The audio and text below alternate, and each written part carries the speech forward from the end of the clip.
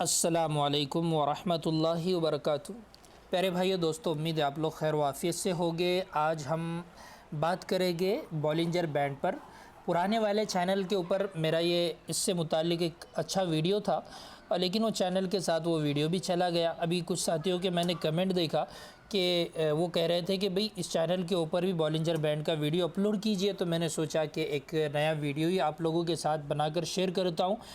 हो सकता है आप लोगों में से कोई इससे फ़ायदा उठाए। काफ़ी अच्छा ये कॉन्सेप्ट है, काफ़ी अच्छी स्ट्रैटेजी भी इसके साथ है और एक स्क्रीनर भी उस स्ट्रैटेजी के साथ मैं इंशाल्लाह आपको दूंगा। और बॉलिंजर बैंड के लगाना कैसे है और उसके अंदर सेटिंग क्या करना है, स्क्रीनर को कैसे इस्तेमाल करना है, बॉलिंजर बैंड के हिसाब से आप कैसी कैसी ट्रेडिंग कर सकते हो, ये सारी बातें इंशाल्लाह आज की इस वीडियो के अंदर हम समझने की कोशिश करते हैं। अगर आप चैनल के ऊपर नए हैं तो चैनल को ज़रूर सब्सक्राइब कीजिए। टेलीग्राम चैनल का भी लिंक डिस्क्रिप्शन के अंदर मौजूद है, टेलीग्राम चैनल को भी ज़रूर ज्वाइन कीजिए आप। ठीक है, मेरे हाल ज़्यादा वक्त न लेते हुए अभी हम ये देखते हैं कि भाई बॉलिंजर बैंड को लगाना कैसे है ना। बाज़ लोग ऐसे होते हैं कि उनको इंडिकेटर चार्ट के ऊपर लगाना भी नहीं आता है। तो नॉर्मली यहाँ पर ये जो इंडिकेटर का ऑप्शन आपको नज़र आ रहा होगा ना, इसके ऊपर आपने एक मरतबा क्लिक करना है।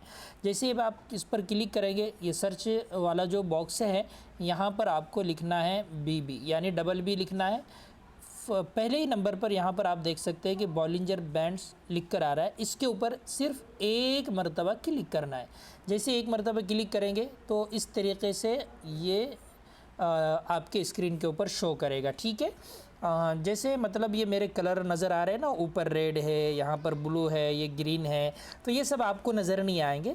आपका नॉर्मली शायद ब्लू कलर का होगा, ये मैंने कलर चेंज किया है, तो आप करना चाहे तो कर सकते हैं या नॉर्मली वैसे भी इसको रख सकते हैं आप। ठीक है, कलर चेंज करने की कोई ज़रूरत नहीं। सेटिंग थोड़ी सी हमें चेंज करना है, वो कैसे करना होंगी ना, वो इंशाल्लाह मैं आपको बताऊँगा। अभी फ़िलहाल अभी इसको समझते हैं कि इसके अंदर ये जो 3 लकीरें आपको नज़र आ रही होंगी ना, तो ये क्या है और इसको कैसे इस्तेमाल हमें करना है। सबसे पहली चीज़, पहली लकीर आपको जो ये ऊपर की नज़र आ रही ना, इसको कहा जाता है अपर बैंड। ये जो दूसरी लकीर है दरमियान वाली, इसको कहा जाता है मिडल बैंड। और ये वैसे नॉर्मली सिंपल मूविंग एवरेज है। ठीक है, और ये जो तीसरा है ये है लोअर बैंड।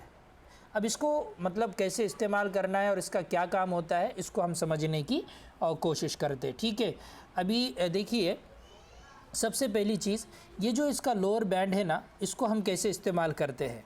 प्राइस जब गिरते हुए नीचे की तरफ आ जाए, ये लोअर बैंड है, प्राइस गिरते हुए नीचे की तरफ आ रहा है, आपने देखा होगा कोई अचानक न्यूज़ आ गई, कोई कंपनी के ताल्लुक़ से या पूरे मार्केट के ताल्लुक़ से ही कुछ ख़राब न्यूज़ आ गई या कोई और चीज़ मार्केट के अंदर हो गई जिसकी वजह से मार्केट के अंदर उथल पुथल बहुत ज़्यादा चढ़ रही है, गिरावट, ऊपर जा रहा है, नीचे आ रहा है, तो बाज़ मरतबा क्या होता है कि गैप डाउन ओपनिंग होती है।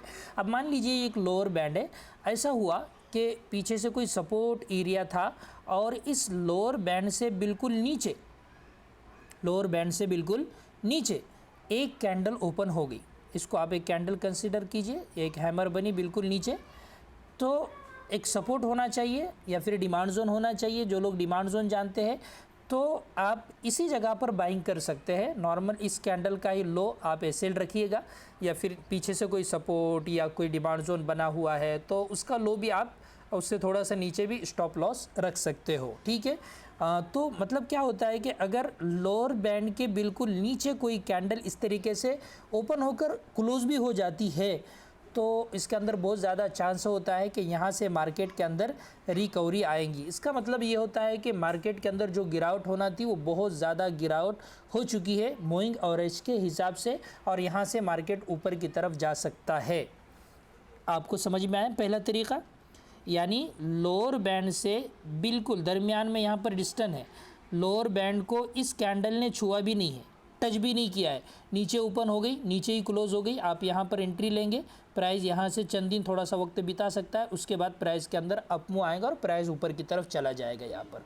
तो एक एंट्री का तरीका ये है। इसके अंदर कितनी चीज़ें अपन ने देखे, 2 ही चीज़ें देखे। पहली चीज़, पीछे से कोई सपोर्ट होना चाहिए या कोई डिमांड जोन होना चाहिए, और दूसरी चीज़ क्या देखे, ये लोअर बैंड से बिल्कुल नीचे ओपन होना चाहिए। लोअर बैंड के और इस कैंडल के दरमियान में एक डिफरेंस रहना चाहिए, एक फ़र्क रहना चाहिए, एक फासला रहना चाहिए। बस ये दो चीज़ें हैं। एसएल इसका लो रहेगा। टारगेट आप 1:2 1:3 यहाँ पर आराम से लेके बाहर निकल सकते हो। एक बात आपको समझ में आ गई। इसको ऐसा भी इस्तेमाल किया जाता है। दूसरा तरीका ये है कि मान लीजिए कि प्राइस इस तरीके से ऊपर से नीचे की तरफ गिरते हुए आ रही है, बराबर। इस तरीके से प्राइस नीचे की तरफ गिरते हुए आ रही है और कैंडल मतलब ये लोअर बैंड को लगकर नीचे की तरफ बनी, ठीक है। ये एक कैंडल कंसीडर कीजिए, ये एक कैंडल इसी तरह लोअर बैंड से लगकर चल रही है। लेकिन अचानक क्या हुआ, एक कैंडल लोअर बैंड से नीचे बनने का था, उसने मतलब अंदर आकर ग्रीन क्लोजिंग दिया। यहाँ पर समझ में आया ना आपके मैं क्या कहना चाहता हूँ। ग्रीन क्लोजिंग इसने दिया अंदर आकर, तो आप नॉर्मली यहाँ पर एंट्री प्लान बना सकते हो। इस कैंडल का ही लो यहाँ पर आप स्टॉप लॉस रख सकते हो या पीछे से कोई सपोर्ट एरिया का स्टॉप लॉस रख सकते हो और यहाँ पर 1:2 1:3 लेकर आप आराम से बाहर निकल सकते हो। और ये जो दरमियान वाला 20 SMA है ना, नीचे से प्राइस जब ऊपर की तरफ जाता है ना, तो ये आम तौर से यहाँ पर है ना, ये रेजिस्टेंस का काम करता है और वहाँ से प्राइस के अंदर गिरावट आती है, तो वहाँ पर भी आप नॉर्मली प्रॉफिट बुक कर सकते हो। 100% ऐसा ही होगा, ऐसा है क्या? ऐसा नहीं है। सिर्फ इंडिकेटर के बेस पर आप ट्रेडिंग मत कीजिए। आप ये भी देखिए कि सप्लाई जोन कहाँ है, डिमांड जोन कहाँ है। अगर सप्लाई जोन डिमांड जोन आपको पता नहीं है तो नॉर्मली ये देखिए कि रेजिस्टेंस कहाँ है, सपोर्ट कहाँ है। अगर ये भी आप देखना सीख गए तो भी काफ़ी है। समझ में आया? तो ये इसके इस्तेमाल के दो तरीके लोअर बैंड के आपको समझ में आ गए होंगे। पहला तरीका तो ये था कि लोअर बैंड के और कैंडल के दरमियान में एक फासला था और हम एंट्री प्लान बना रहे थे। यहाँ पर स्टॉप लॉस छोटा रहेगा हमारा, लेकिन टारगेट बड़े मिलने की उम्मीद है। और दूसरा तरीका मैंने अभी आपको बताया, जैसे मान लीजिए कि यही कैंडल है, ये कैंडल रेड इस तरह नीचे की तरफ बन रही थी और ग्रीन कैंडल अंदर आकर क्लोजिंग देती है, तो यहाँ से प्राइस ऊपर की तरफ जाने के चांस होते, जैसे कि यहाँ पर गया भी। समझ में आए आपके? तो ये दो चीज़ें होगी। अब अपन डायरेक्ट बात करते हैं अपर बैंड की। ये जो ऊपर वाला है ना, इसकी बात करते हैं। अपर बैंड के अंदर क्या होता है, ये भी मतलब मान लीजिए कि पीछे से कोई रेजिस्टेंस एरिया है, अपर बैंड के पास करीब प्राइस अपर बैंड के करीब आता है, तो वहाँ से गिरावट के अंदर चांस होते हैं। पीछे से कोई सप्लाई जोन है मान लीजिए, या कोई रेजिस्टेंस एरिया है, तो और अपर बैंड के करीब प्राइस अगर आता है तो वहाँ पर क्या होता है, वहाँ से प्राइस नीचे की तरफ आने के फुल चांस होते हैं। एक बात। दूसरी बात ये है कि अगर प्राइस है ना बॉलिंजर बैंड का ब्रेकआउट देता है, जैसे इसके अंदर, इस कैंडल के अंदर ब्रेकआउट हुआ, तो जब तक ये अपर बैंड को ऐसा छूकर प्राइस ऊपर की तरफ चलती है ना, तो ये ऊपर की तरफ जाने के चांस होते हैं। लेकिन जैसे मान लीजिए कि प्राइस अब ऊपर की तरफ जा रही है और कोई रेड कैंडल अपर बैंड के अंदर आकर क्लोजिंग दे, जैसे मैंने लोअर बैंड को बताया ना कि अंदर आकर क्लोजिंग अगर दे रही है तो वहाँ से प्राइस ऊपर की तरफ जा सकता है। तो वैसे ही प्राइस जा रही है ऊपर, जैसे अब यहाँ पर प्राइस ऊपर गई, लेकिन एक रेड कैंडल अपर बैंड के अंदर आकर क्लोजिंग देती है, इसका मतलब ये है कि यहाँ से गिरावट आ सकती है। और प्राइस जैसे यहाँ पर देखिए आप, यहाँ पर भी अगर देखेंगे तो गिरावट आई, बराबर, और यहाँ पर देखेंगे तो भी गिरावट आपको नज़र आएंगी। तो अपर बैंड को आप कैसे इस्तेमाल कर सकते हैं, एक तरीका ये है, जैसे मैंने मतलब लोअर बैंड का जैसे बताया ना वैसे ही, लेकिन अपर बैंड पर अपन क्या कर सकते हैं ज़्यादा से ज़्यादा, कि भाई यहाँ पर हमने कोई एंट्री प्लान बनाए, मिसाल के तौर पर प्राइस ऊपर की तरफ जा रहा है, कोई रेड कैंडल अपर बैंड के अंदर आकर क्लोजिंग दे रही है, तो यहाँ पर अपना जो भी प्रॉफिट है उसको बुक करके बाहर निकल सकते हैं और एक अंदाज़ा लगा सकते हैं कि प्राइस यहाँ से गिर सकती है। दूसरा इस्तेमाल का तरीका अपर बैंड का ये भी है, मान लीजिए कि ये अपर बैंड चढ़ रहा है, बराबर, ये अपर बैंड है। अब यहाँ पर अचानक ये जो कैंडल है ना, गैप अप ओपनिंग होती है इस तरह ऊपर की तरफ, यानी अपर बैंड के और कैंडल के दरमियान में फासला है। तो जैसे मैंने बताया कि लोअर बैंड के और कैंडल के दरमियान में यहाँ पर फासला है, तो यहाँ से ऊपर जाने का चांस है।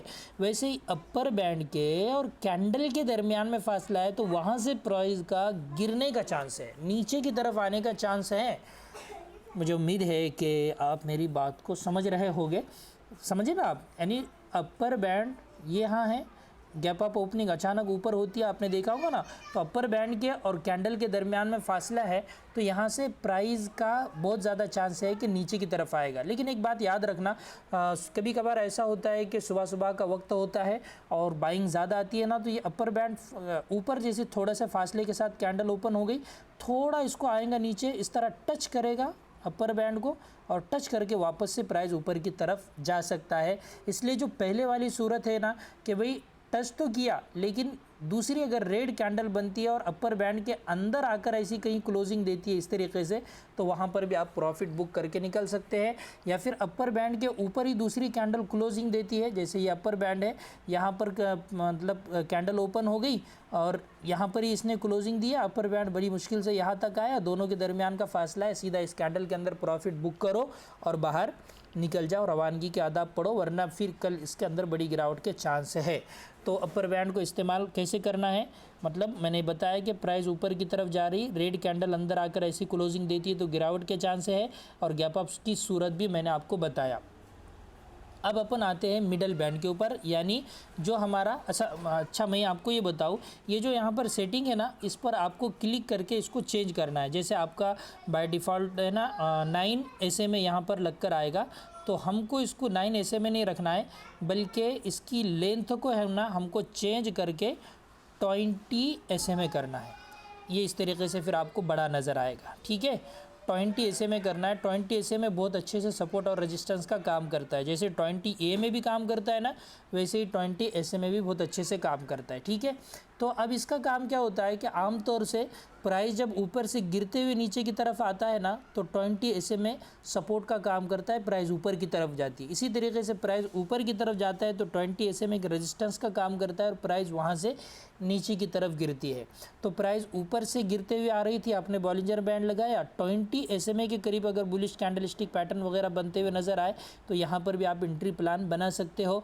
नीचे से प्राइस जा रहा था 20 SMA के पास, तो यहाँ पर आप अपना प्रॉफिट बुक करके बाहर निकल सकते हो। और एक बात यह है कि अगर नीचे से प्राइस ऊपर की तरफ जा रहा है, 20 SMA को ब्रेक करके ऊपर क्लोजिंग दे दे, यहाँ पर थोड़ा सा सस्टेन करे, तो ये माना जाता है कि भाई जो मतलब बेरिश मोमेंटम था वो ख़त्म हो गया और यहाँ से प्राइस ऊपर की तरफ भी जा सकता है, इसलिए कि उसने 20 SMA को क्या किया है, क्रॉस करके ऊपर की तरफ निकल गया है। तो नॉर्मली ये इसके कुछ इस्तेमाल के तरीके हैं। एक चीज़ मैं और आपको बताऊँ, जैसे अभी आपने देखा है ना कि आमतौर से इसका जो डिफरेंस है अपर बैंड का और लोअर बैंड का, तो इस तरह बड़ा होता है, लेकिन जब अपर बैंड और लोअर बैंड का जो डिफरेंस है ना, ये इस तरीके से छोटा हो जाए, अपनी ज़बान में इसको बोलेंगे ये सुकड़ जाए, क्या हो जाए, करीब करीब आ जाए, तो कोई भी एक तरफ तेज़ी से मुँह आ सकता है, इसके चांस है। समझ में आया आपको? अपन देखिए बहुत सारी मिसालें पीछे की तरफ जाकर देख सकते हैं, यहाँ पर भी देखिए।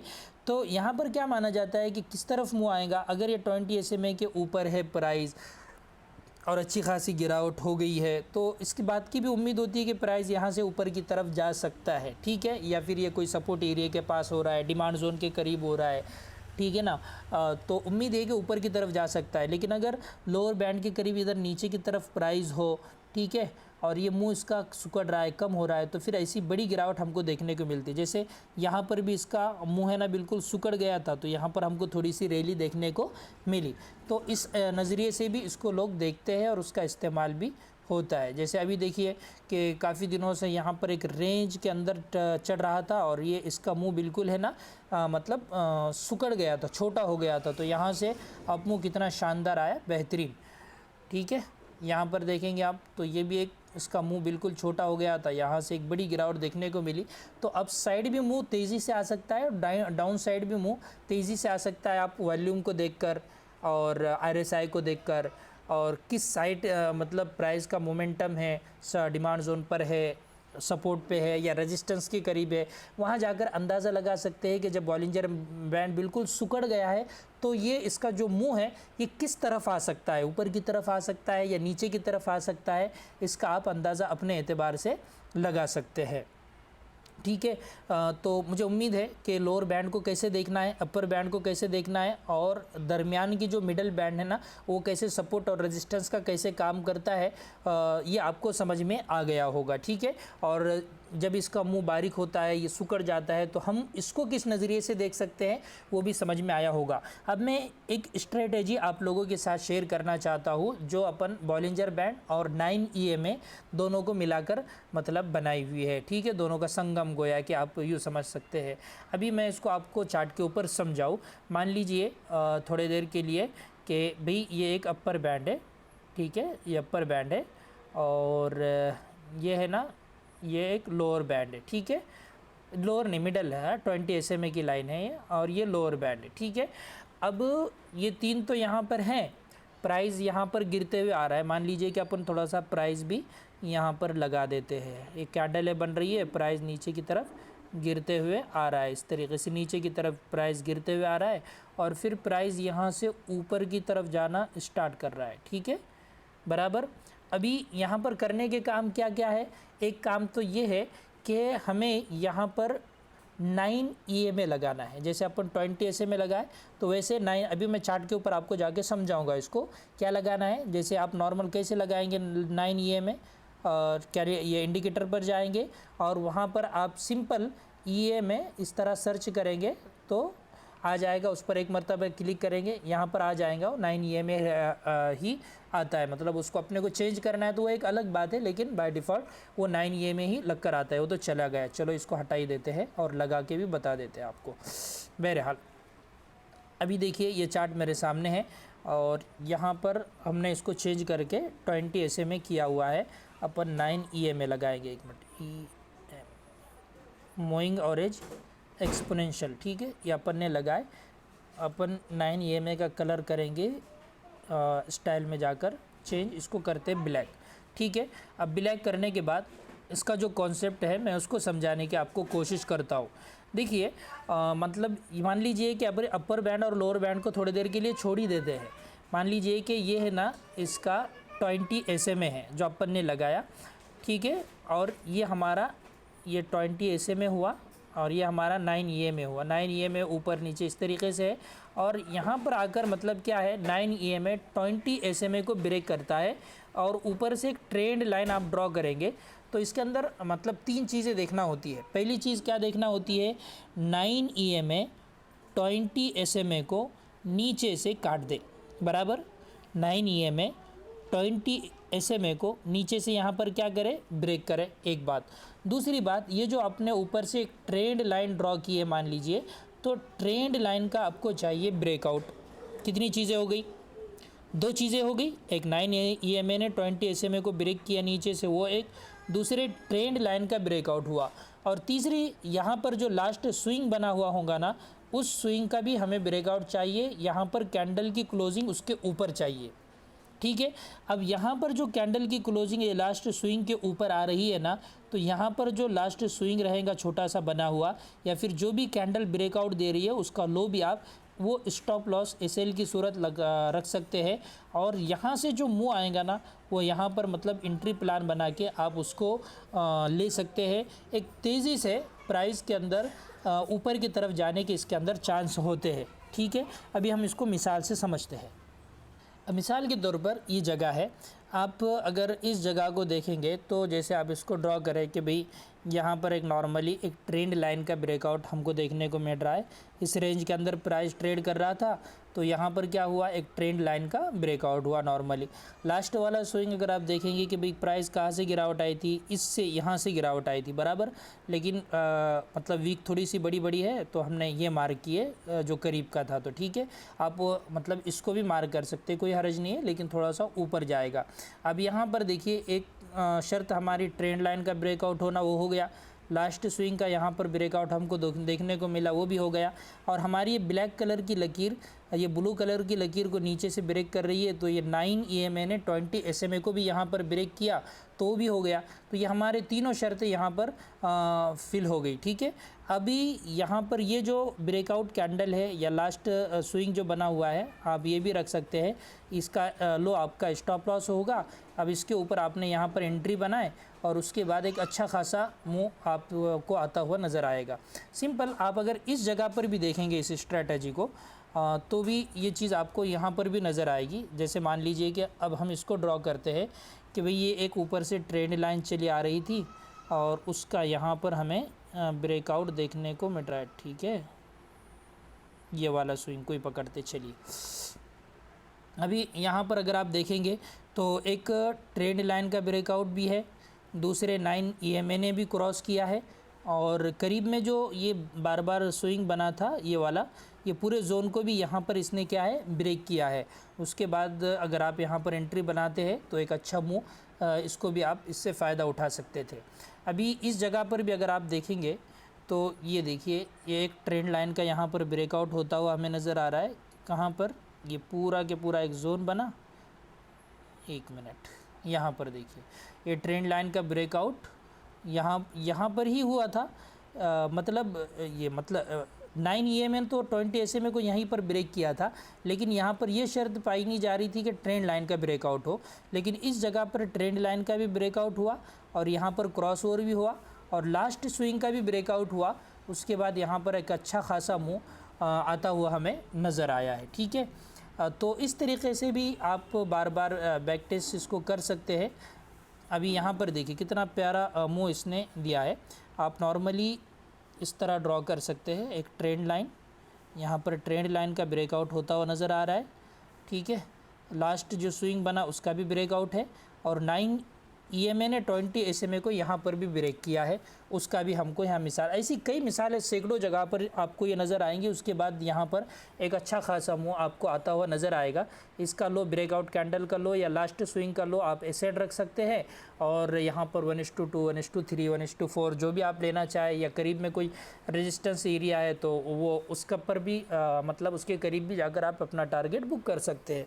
तो बॉलिंजर बैंड को कैसे देखना है, क्या क्या चीज़ें उसके अंदर होती है, ये भी देख सकते हैं कि जब ट्रेंड लाइन का ब्रेकआउट हो रहा है ना तो बॉलिंजर बैंड ये सिकुड़ना चाहिए। तो जैसे यहाँ पर भी सिकुड़ता हुआ नज़र आ रहा है, तो ये भी उसके साथ अब अगर मिलाना चाहे तो मिला सकते हैं। और सेम ऐसे ही स्टॉक आएंगे एक स्क्रीनर के अंदर, वो स्क्रीनर का लिंक मैं डिस्क्रिप्शन के अंदर दे दूंगा, वहाँ से आप उस स्क्रीनर को भी इस्तेमाल कर सकते हो। इस स्क्रीनर को कैसे इस्तेमाल करने का, आपको जो लिंक नज़र आएंगे ना, सिंपल आप उसके ऊपर एक मरतबा क्लिक कीजिए। जैसे ही आप उसके ऊपर क्लिक करेंगे ना तो उसके अंदर बहुत सारे स्टॉक आएंगे। वो स्टॉक में को क्या करने का है, वहाँ से स्टॉक का नाम लेने का, अपना जो भी इस्लामिक स्टॉक स्क्रीनर का हो या आप किसी भी दूसरे को मतलब फॉलो करते हैं तो वहाँ पर जाकर कंप्लाइंट, नॉन कंप्लाइंट, जायज़ नाजायज़ अपने एतबार से चेक कीजिएगा। चेक करने के बाद फिर आप उसके अंदर ये 3 शर्तें देखने का, चौथी भी आप ये भी मिला सकते हैं। कौन सी 3 शर्तें मैंने आपको बताया, एक तो ट्रेंड लाइन का ब्रेकआउट, दूसरी बात 9 EMA ने 20 SMA को नीचे से काटना चाहिए, तीसरी बात मैंने आपको बताया लास्ट स्विंग का ब्रेकआउट होना चाहिए। ये भी मिला सकते हैं कि ये जो दरमियान बॉलिंजर बैंड है ये यहाँ पर कम होना चाहिए, सुकड़ना चाहिए। एक मरतबा नीचे से वॉल्यूम को भी थोड़ा सा आप देख लिया करें, जितनी चीज़ें अच्छी मतलब है पॉजिटिव है, मान लीजिए कि ब्रेकआउट यहाँ पर अच्छे वॉल्यूम के साथ हो रहा है, बड़े वॉल्यूम के साथ हो रहा है, और भी ज़्यादा चांस है कि अच्छा खासा मूव आपको देखने को मिलेगा। तो ये सारी चीज़ों को आप देख सकते हैं। मुझे उम्मीद है कि ये वीडियो काफ़ी आपके लिए फ़ायदेमंद साबित होगा। मैं दरख्वास्त करूँगा इस वीडियो पर ज़रूर आप कुछ ना कुछ बैक टेस्टिंग कीजिए या कम प्रॉफिट्स कम पैसों से मतलब ट्रेडिंग करके देखिए, क्या रिज़ल्ट आता है आप मुझे कमेंट करके बाद में ज़रूर बताइएगा। दुआओं की गुजारिश। अस्सलाम वालेकुम।